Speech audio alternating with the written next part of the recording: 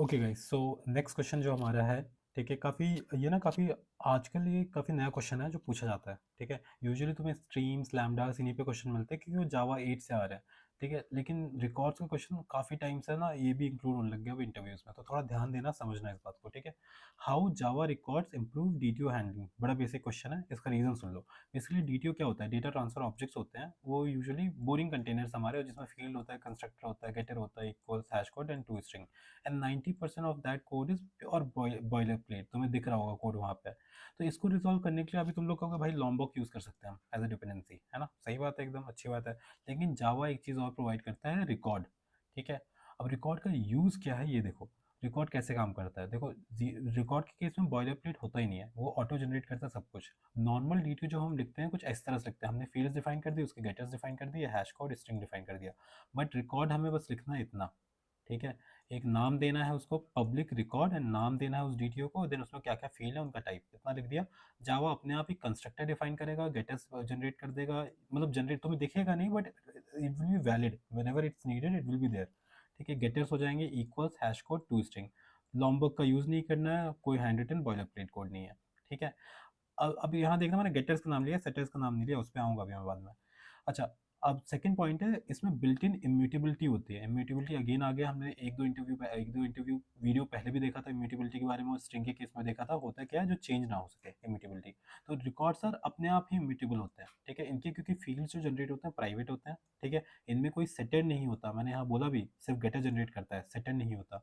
Also once they are created, their state can not change. ठीक है, this is perfect for DTOs because DTOs usually represent a snapshot of data, not changeable domain objects. एकदम सही बात है। ठीक है, क्योंकि एंटिटी नहीं होते, वो स्नैपशॉट है उस एंटिटी के।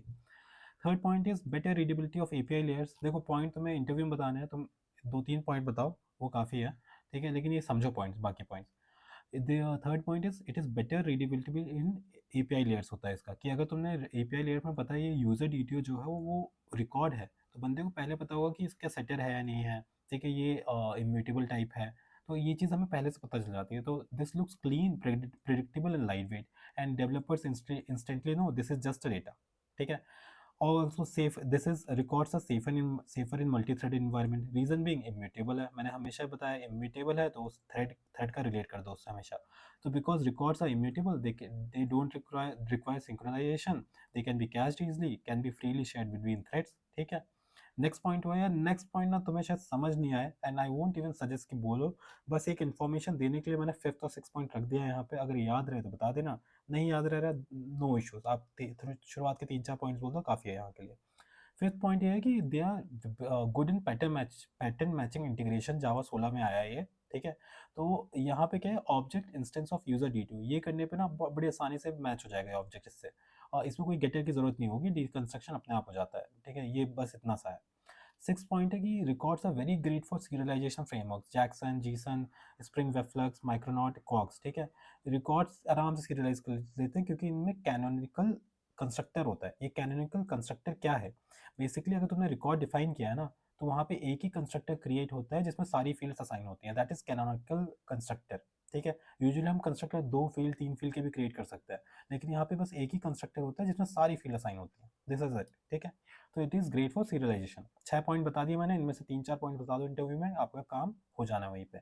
आगे पूछ सकते हो, देखो, in short they remove boiler plate code, improve readability, enforce immutability, perfect for concurrency, इतने पॉइंट बताओ बस। एंड लास्ट के दो point, work well with serialization and fit perfectly in modern Java's pattern matching ecosystem। ठीक है, disadvantages भी आते हैं, अब इतना फायदा है तो डिसएडवांटेज भी होगा इसका कुछ। तो basically records are immutable, they can not change, अगर हमें कभी कुछ चेंज करना पड़े वो हो ही नहीं सकता कोई फील्ड की value. They can not extend another classes also, क्योंकि इम्यूटेबल क्लास है, पहले ही डिस्कस कर लिया। Not suitable for Java hibernate entities, क्योंकि इनमें कंस्ट्रक्टर एक ही होता है, तो नो आर कंस्ट्रक्टर बन नहीं सकता।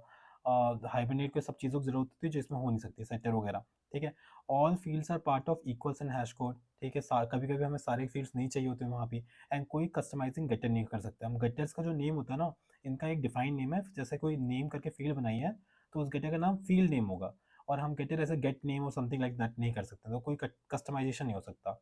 So when not to use records, basically disadvantage का एक्सटेंशन मैंने कर दिया यहाँ पे।